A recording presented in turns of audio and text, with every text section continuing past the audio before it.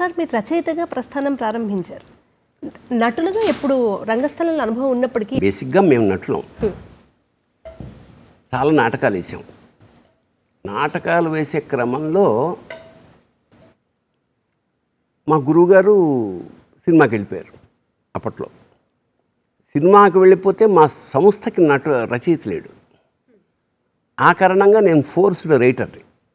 కేవలం ముగింపు లేని కథ నాటకాన్ని సినిమాగా స్క్రిప్ట్ రాయడానికి వెళ్ళా, రాళ్లపల్లి గారి ఇంట్లో కూర్చుని.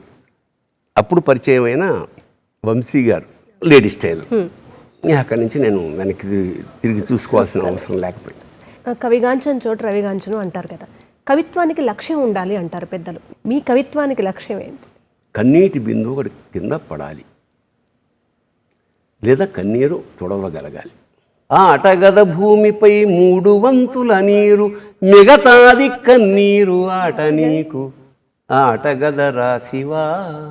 మీ నిజ జీవితమే ఒక సినిమా అయిందనుకోండి, మీరు పెట్టుకునే సినిమా పేరేంటి? ఆ సినిమాకి నలుపు తెలుపు కొంచెం కలర్.